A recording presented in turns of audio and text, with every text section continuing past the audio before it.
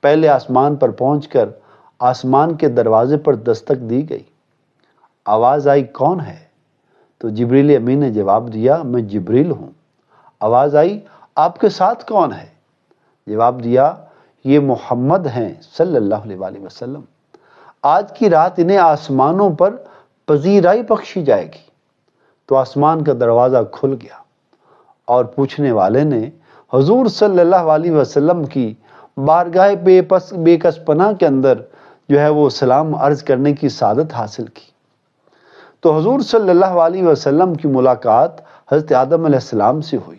اس مرحلے پر حضور کی جو ہے ملاقات حضرت آدم علیہ السلام سے ہوئی۔ انہیں بتایا گیا کہ یہ آپ کی جلیل القدر فرزند ہیں، ختم المرسلین ہیں، یہی حضرت محمد مصطفیٰ صلی اللہ علیہ وآلہ وسلم ہیں، یہی کل انبیاء کے سرتاج ہیں۔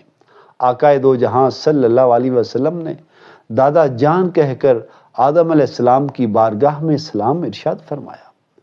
حضرت آدم علیہ السلام نے سلام کا جواب بھی عرض کیا اور اپنے عظیم فرزند کو دعاؤں سے نوازا۔ اس کے بعد حضور صلی اللہ علیہ وسلم کو دوسرے آسمان کی طرف اٹھایا گیا۔ پہلے آسمان کی طرح دوسرے آسمان کے دروازے کے اوپر بھی دستک دی گئی۔ یہاں حضور صلی اللہ علیہ وسلم کے لیے جو آسمان کا دروازہ کھولا گیا، تو اس مرحلے پر حضور صلی اللہ علیہ وسلم کی ملاقات عیسیٰ علیہ السلام سے ہوئی۔ اس یادگار ملاقات اور آسمان کے ملکوتی مشاہدات کے بعد آپ صلی اللہ علیہ وسلم کو تیسرے آسمان کی طرف اٹھایا گیا۔ تیسرے آسمان پر حضور صلی اللہ علیہ وسلم کی ملاقات سیدنا یوسف علیہ السلام سے کرائی گئی۔ تیسرے آسمان کے مشاہدات نورانی کے بعد حضور صلی اللہ علیہ وسلم کو چوتھے آسمان پر پہنچایا گیا۔ چوتھے آسمان پر حضور صلی اللہ علیہ وسلم کی ملاقات حضرت ہارون علیہ السلام سے کرائی گئی۔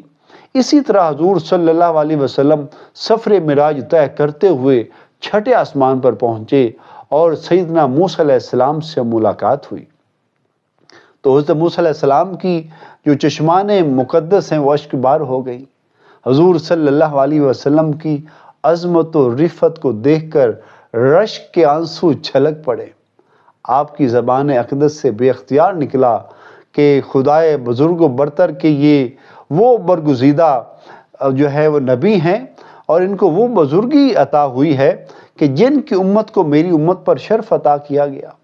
میری امت پر جسے بزرگی عطا ہوئی یہ وہی رسول برحق ہیں جن کی امت کو میری امت کے مقابلے میں کثرت کے ساتھ جنت میں داخل کیا گیا۔